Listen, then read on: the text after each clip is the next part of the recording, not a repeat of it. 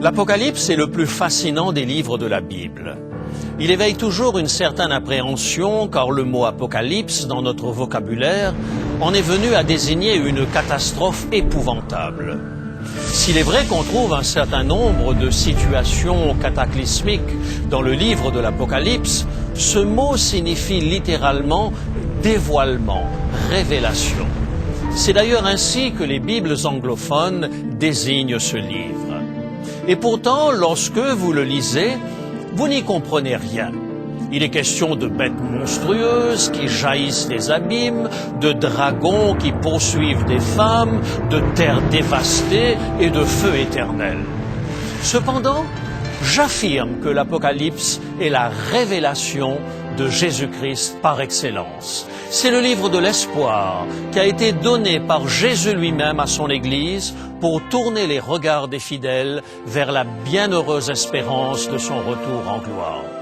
Ce livre a également pour objectif de rassurer les enfants de Dieu, particulièrement dans les temps de trouble. Tout au long de ces pages, en contraste permanent avec les calamités qui frappent le monde impénitent, Jésus dit à ceux qui ont choisi son camp, « Ne craignez point, j'aurai le dernier mot ». Aujourd'hui, nous découvrirons ensemble le premier épisode d'une série de 5 présentations sur le livre de l'Apocalypse, le plus beau des livres d'encouragement du Nouveau Testament. Attachez vos ceintures, le temps du générique et cap sur l'île de Patmos.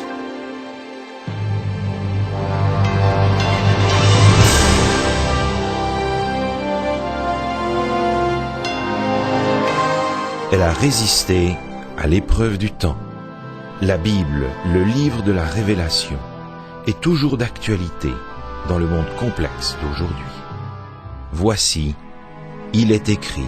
C'est un message de foi et d'espérance que vous présente maintenant José Élisée.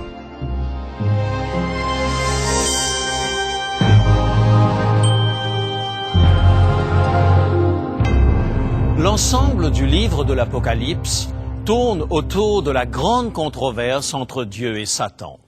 Depuis le Jardin d'Éden jusqu'à la restauration de toutes choses, marquée par le retour du Christ, Satan propose à l'humanité une alternative au projet de Dieu.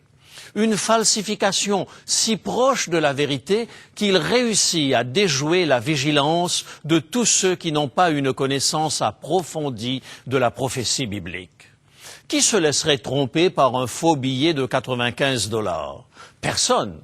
Pour qu'une erreur puisse être acceptée comme argent comptant, il faut qu'elle soit très proche de la vérité. Eh bien, le livre de l'Apocalypse nous révèle comment Satan, singe Dieu, dévie notre attention du Créateur et centre celle-ci sur la créature.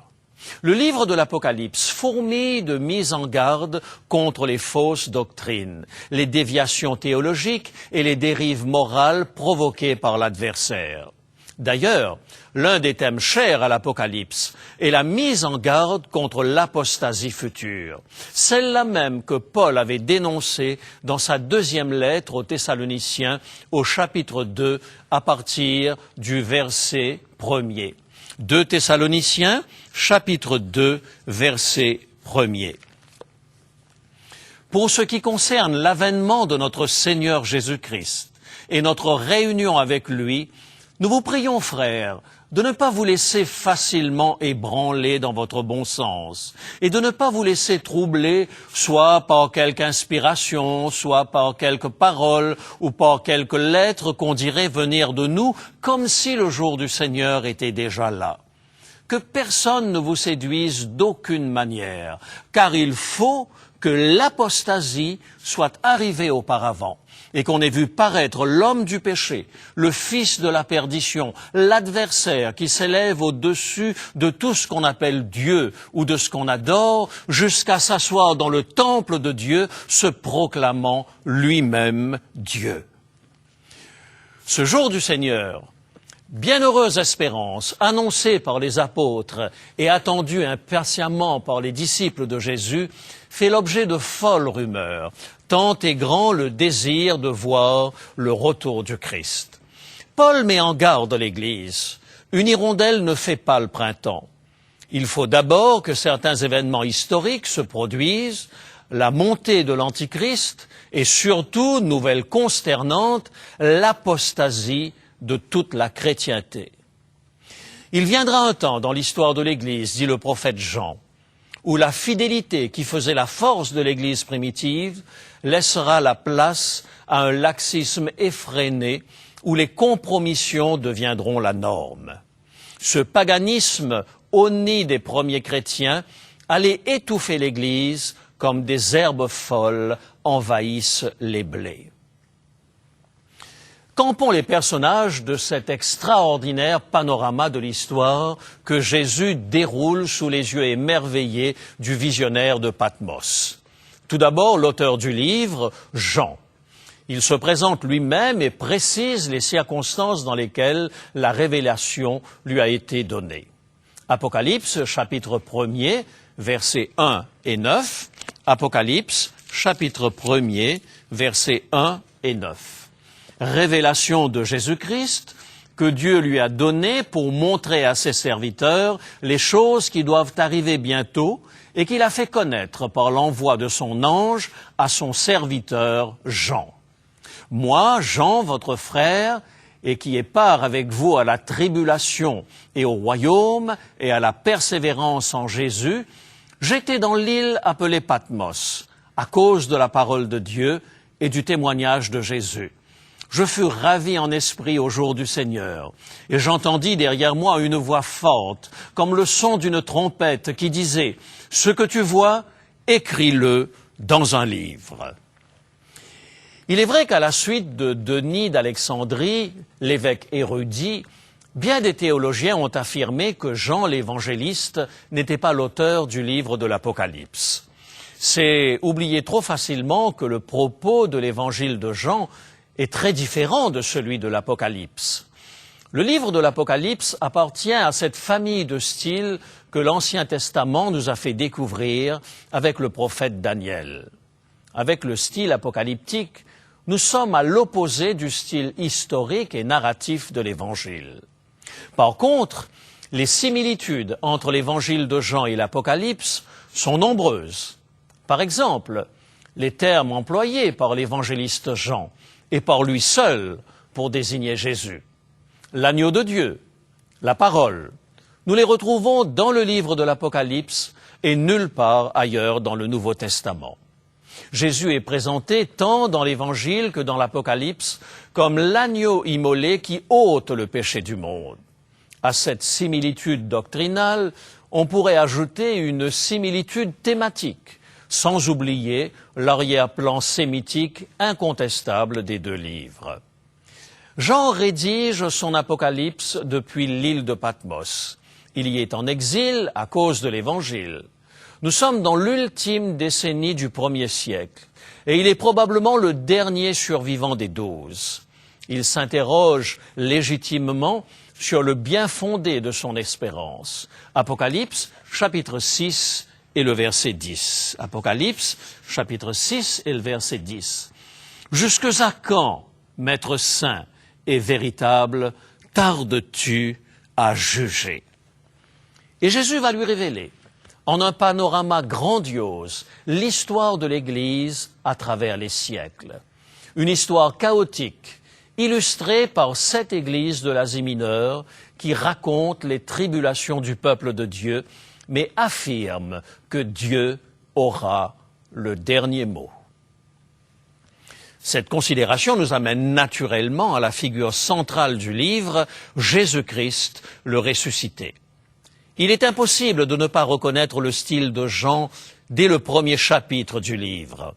Dans le prologue de son évangile, Jean invitait ses lecteurs à une reconnaissance sans équivoque de la divinité de Jésus. Évangile de Jean, chapitre 1er et le verset 1er. « Au commencement était la parole, et la parole était avec Dieu, et la parole était Dieu. » De la même manière, dans son prologue de l'Apocalypse, Jean affirme que Jésus est Dieu, à l'égal du Père. Apocalypse, chapitre 1er et le verset 8. « Le Seigneur Dieu, celui qui est, qui était et qui vient, le Tout-Puissant. Ou on croit à la divinité de Jésus et on continue sa lecture, ou on refuse d'y croire et on referme le livre. Bien que le livre de l'Apocalypse soit un hymne à la gloire du Sauveur de l'humanité, le chapitre 4 de l'Apocalypse est tout entier consacré à nous présenter Dieu le Père. Sa majesté et sa splendeur éclatent dans l'adoration perpétuelle que lui voue le ciel tout entier. Les voix qui louent le Dieu du ciel et de la terre sont comparées à un bruit de fort tonnerre et de grosses eaux, faisant du ciel un lieu qui est loin d'être silencieux. Autour du trône de l'Ancien des Jours, comme l'appelle le prophète Daniel, gravitent les cohortes célestes. Le nombre de ces êtres célestes est infini, et ils sont désignés par le terme générique d'anges. Ils sont éternellement occupés à chanter la majesté divine. Ils sont également les messagers de Dieu pour fortifier la foi des fidèles, particulièrement dans les temps d'épreuve. Et ils seront, à la fin de l'histoire de l'humanité, chargés d'exécuter le jugement sur les impies. En attendant, ils retiennent les vents de la guerre jusqu'à ce que le plan de sauvetage de Dieu en faveur des humains soit accompli. Un plan de sauvetage rendu indispensable à cause de la guerre livrée dans le ciel par Satan. Introduisons maintenant celui que vous rencontrerez au fil des pages de l'Apocalypse sous les noms de diable, de Satan, du serpent ancien ou du dragon. C'est toujours le même personnage, occupé, conformément à l'étymologie de son nom, à mettre des bâtons dans les roues. Il est d'une redoutable efficacité, car cette guerre a été particulièrement dévastatrice. Jean l'a vu en vision, cette bataille épique, dans le chapitre 12 de son livre, les versets 7 et 8. Apocalypse, chapitre 12, les versets 7 et 8.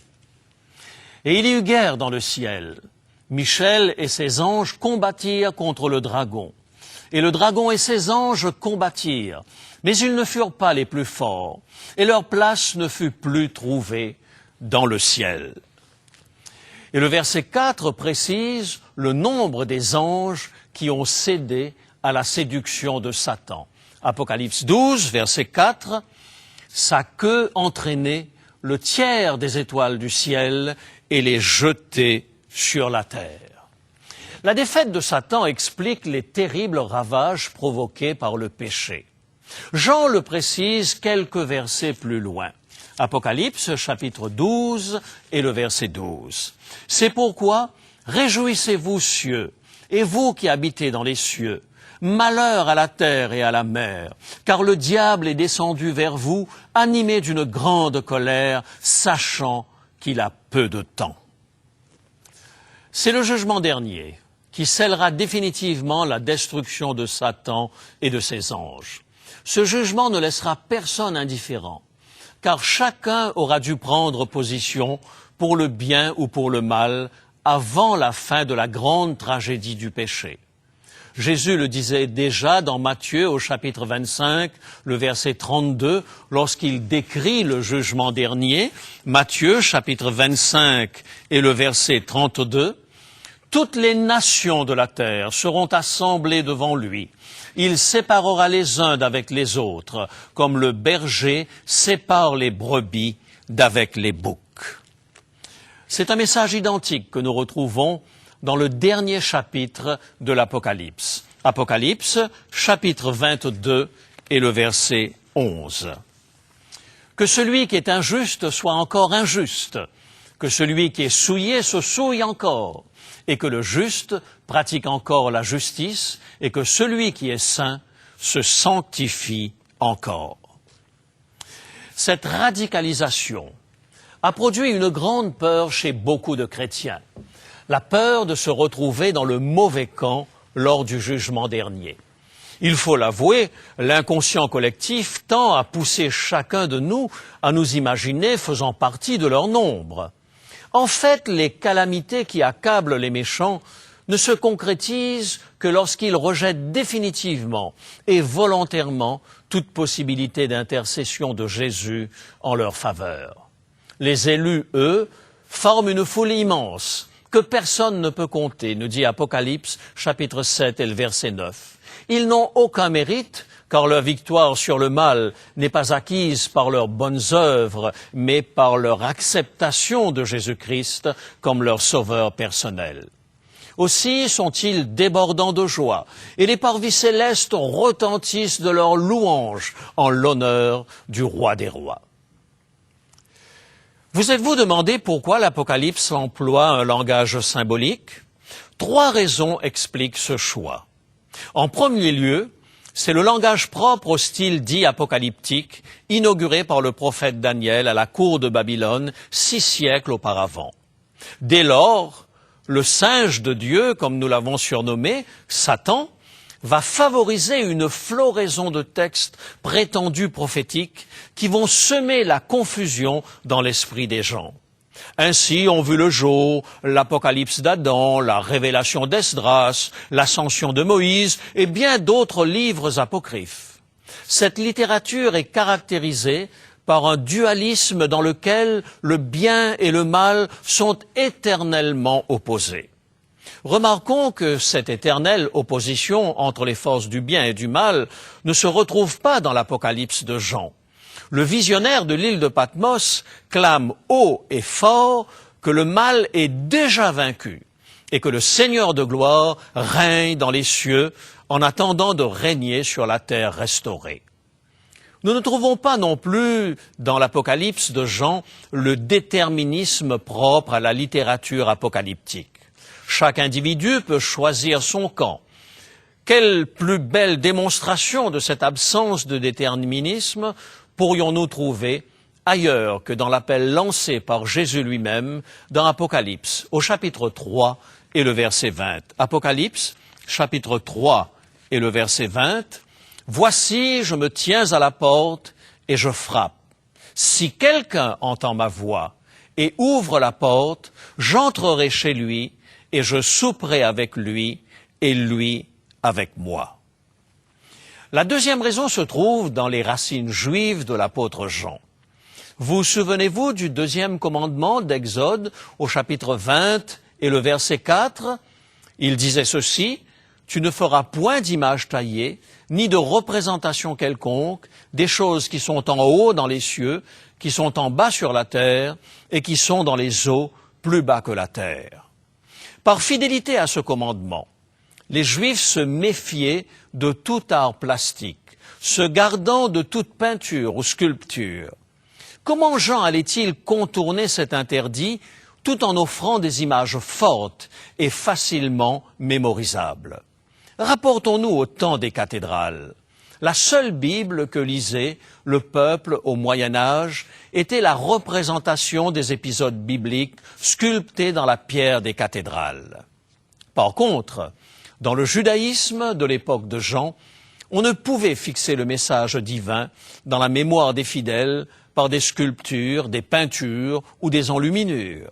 Aussi, Jean va trouver dans le style apocalyptique un support mnémotechnique fabuleux, qui a vu par l'imagination le monstre de l'Apocalypse cherchant à dévorer la femme et son enfant, n'est pas prêt d'oublier à quelle sauce sera mangé celui qui aura la faiblesse de céder aux séductions du diable. La troisième raison tient à des considérations politiques. Imaginez que vous soyez en prison, dans un état totalitaire. De votre prison, vous écrivez à votre famille une lettre ainsi rédigée. « Ma tendre épouse, mes chers enfants, on m'a mis en prison pour m'empêcher de parler. Suit une longue énumération des tortures que vous subissez et des abus de vos gardiens. Vous concluez en disant « Je vous demande d'envoyer cette lettre à tous les médias. » Croyez-vous que votre lettre arrivera à destination? Certainement pas. La censure va sans aucun doute intercepter votre courrier. Si Jean avait parlé de sa foi dans le langage de tous les jours, les Romains auraient saisi son manuscrit. Dans ces conditions, Comment porter l'espoir à ceux qui subissent de plein fouet la persécution? C'est grâce au langage symbolique qui emprunte à l'Ancien Testament plus de 2/3 de son vocabulaire que Jean fera passer habilement le message. La censure romaine n'y verra que du feu et attribuera probablement à des élucubrations d'un vieillard sénile au sommeil perturbé cette floraison de monstres abracadabrants. Les chrétiens, eux, ne s'y tromperont pas. Livrés au bûcher, jetés aux lions dans les arènes, privés de leurs droits civiques, obligés de vivre dans les catacombes, ils verront dans ce livre, porteur d'espérance, l'encouragement que l'apôtre a voulu leur transmettre. Supportez pour un peu de temps encore les foudres de Rome, leur dit Jésus, car voici je viens bientôt et ma rétribution est avec moi pour rendre à chacun selon ce qu'est son œuvre. Apocalypse chapitre 22 et le verset 12. Jean va utiliser des symboles incompréhensibles pour les Romains, mais limpides pour les chrétiens. Souvenez-vous, 2/3 des versets de l'Apocalypse sont des citations de l'Ancien Testament, et les premiers chrétiens étaient férus de la parole de Dieu. Illustrons notre propos. Si je vous disais « Je vois que vous avez labouré avec ma génisse », quel sens aurait cette phrase pour vous? Probablement aucun. Mais si vous avez lu dans le livre des Juges que Samson avait posé une énigme aux Philistins, et que c'est en manipulant son épouse que ces derniers avaient trouvé la réponse, vous comprendrez mieux le sens de cette phrase prononcée par Samson dans le livre des Juges au chapitre 14 et au verset 18. Si vous n'aviez pas labouré avec ma génisse, vous n'auriez pas découvert mon énigme. L'expression devient limpide. Labourer avec ma génisse signifie interroger l'épouse pour connaître les secrets de l'époux. C'est selon le même schéma que fonctionne le livre de l'Apocalypse. La clé principale du livre se trouve dans une bonne connaissance de l'Ancien Testament. Ainsi, les lettres de Jean pouvaient quitter Patmos et parvenir aux chrétiens. Lorsque la censure romaine passait au pain fin les rouleaux écrits par Jean, les soldats romains devaient se dire les uns aux autres « Pauvre Jean, il a fort probablement abusé de la poutine québécoise. Il voit des monstres partout. Allez, laissez passer ce courrier. » Mais quand les chrétiens les recevaient, eux comprenaient le sens des symboles. Et je peux vous assurer que lorsque nous serons arrivés à la fin de notre série d'exposés sur l'Apocalypse, nous serons tout aussi en mesure de comprendre et d'apprécier le formidable message d'espoir de ce livre. Pour avoir perdu la clé d'interprétation du livre de l'Apocalypse, beaucoup de commentateurs ont opté pour une interprétation dite prétériste. Ils se sont grattés la tête, n'ont rien compris au message de Jean et ont considéré que cette révélation ne concernait que les gens qui vivaient il y a de cela 2000 ans. D'autres se sont aussi grattés la tête, n'ont rien compris non plus au message de Jean et se sont dit « ce livre n'est pas pour nous, il concerne un futur éloigné ». Mais il y a aussi les plus consciencieux qui, eux, ont essayé de comprendre le message de Jean en s'appuyant sur l'ensemble de la révélation biblique. Et ils ont compris que ce livre donne la clé de l'histoire de l'humanité. C'est cette troisième voie que je vous propose, car cette interprétation correspond au projet de Dieu tel qu'il l'a révélé au prophète Amos. Amos, chapitre 3 et le verset 7. Amos, chapitre 3 et le verset 7. Car le Seigneur, l'Éternel, ne fait rien sans avoir révélé son secret à ses serviteurs, les prophètes. Mes amis, loin d'être un livre qui fait peur, l'Apocalypse est la plus réconfortante vision d'espérance que nous donne le Nouveau Testament. Ne laissons pas le singe de Dieu nous terroriser en déformant le message de ce livre. Loin de nous faire peur, l'Apocalypse est destiné à nous rassurer. Déjà dans la grande prophétie concernant l'époque de son retour, Jésus avait dit à ses disciples, dans Luc au chapitre 21 et le verset 28, « Quand ces choses commenceront à arriver, redressez-vous et levez vos têtes parce que votre délivrance approche. Voulez-vous que nous demandions à Dieu de vous ouvrir les yeux pour bénéficier de cette merveilleuse révélation? Pourquoi ne pas le faire maintenant même, tandis que nous prions? Père Céleste, nous croyons que tu nous aimes et que tu désires nous rassurer quant à l'avenir de ce monde.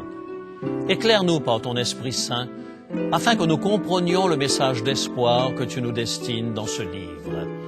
Tourne nos regards vers la bienheureuse espérance du prochain retour de Jésus. Nous te le demandons au nom de Jésus. Amen.